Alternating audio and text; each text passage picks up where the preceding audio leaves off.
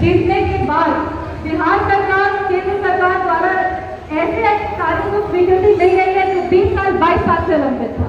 ऐसे कार्यों को स्वीकृति मिल गई है, वो रोसड़ा बाईपास हो, वो जमुआ का पुल हो, वो रोसड़ा में इंफ्रास्ट्रक्चर डेवलपमेंट हो, स्वास्थ्य हो, शिक्षा हो, ऐसे कई कार्य हैं जिसको स्वीकृति मिल गई है।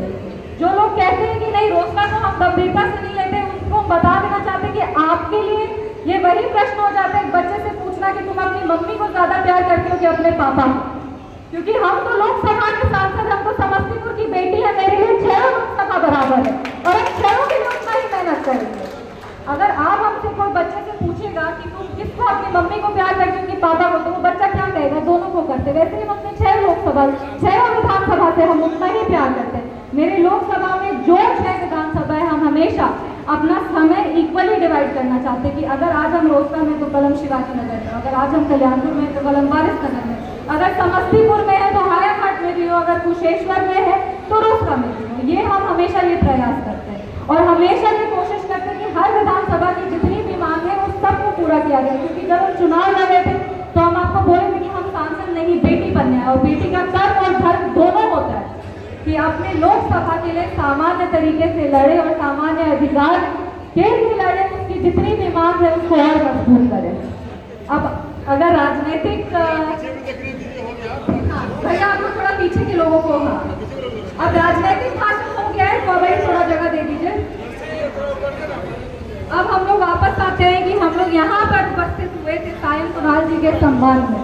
तो हम सायन कुणाल जी को याद दिलाना चाहते हैं कि उनके पिता मेरे आदरणीय ससुर जी स्वर्गीय पद्मश्री आचार्य किशोर कुणाल जी एक ऐसे व्यक्ति थे, एकमात्र बिहार राज्य में एक ऐसे व्यक्ति थे जिन्होंने धर्म को परोपकार से जोड़ा। आज हम लोग देखते हैं कि धर्म के नाम पे लोग लाठी उठा लेते हैं, लोग बंदूक चला लेते हैं, लेकिन मेरे ससुर जी एक ऐसे व्यक्ति थे जिन्होंने धर्म के नाम पर अपनी बंदूक छोड़ दी और धर्म को मानव सेवा से जोड़ के उसको आगे को लेकर के गए। जात पात धर्म से उठकर वो बिहार ही नहीं पूरे देश के लोगों की सेवा करते रहे। वो कोई भी धर्म के हो, वो कोई भी जात के हो, वो किसी भी लिंग के हो, उनका तत्परता से हमेशा उनकी यही सोच रहती थी कि कैसे हम लोगों के दुख को कम कर सकें, कैसे हम लोगों के लिए कुछ अलग कर सके। कैंसर संस्थान उन्होंने बनाया जो आज देश में मतलब सर्वोच्च कैंसर संस्थान है, जो मतलब बहुत ही नॉमिनल चार्जेस में कैंसर ट्रीटमेंट करती है और उसमें टेक्नोलॉजी की कोई कमी नहीं है। आप अयोध्या जाइए, वहाँ पे लगभग 10,000 श्रद्धालु रोज भोजन करते हैं। आप महावीर मंदिर जाइए, महावीर मंदिर द्वारा संचालित आज 5 अस्पताल है। तो सायन कुणाल जी को ये सब याद दिलाने का उद्देश्य ये है कि बहुत मुश्किल होता है, क्योंकि हम भी अपने पापा की विरासत को आगे लेके जाना चाह रहे हैं, तो विरासत को भरना बहुत मुश्किल होता है, लेकिन मंजिल उन्हीं को मिलती है जिनके इरादों में जान होती है। मंजिल उन्हीं को मिलती है जिनके इरादों में जान होती है। पंखों से कुछ नहीं होता, हौसलों से उड़ान होती है। इसीलिए आप अपने हौसले को और मजबूत करिए। आप अपने पिताजी के द्वारा दिखाए हुए मार्ग पर आप सफलतापूर्वक चलते रहिए, ईमानदारी से आप काम करिए, यही मेरी शुभकामनाएं हैं।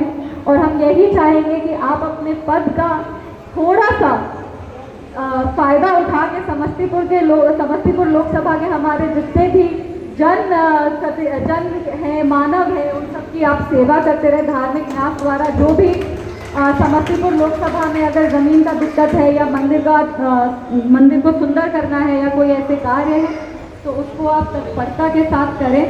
और सिर्फ यही कहना चाहेंगे कि जो रास्ता आपने अपने लिए चुना है उसमें सिर्फ आपकी पत्नी होने के नाते नहीं, पर बिहार की बेटी होने के नाते मेरा कर्म और धर्म दोनों बनता है कि जो अच्छे मार्ग पर आप चले हैं उसमें हम आपके साथ चलें, आपके हौसले को और मजबूत करें और आने वाले समय में हम लोग दोनों मिलकर एक ऐसे बिहार का निर्माण करें जिसकी कल्पना मेरे ससुर जी ने की। इसी के साथ अपने वाणी को हम विराम देते हैं। जय हिंद, जय बिहार, जय समस्तीपुर।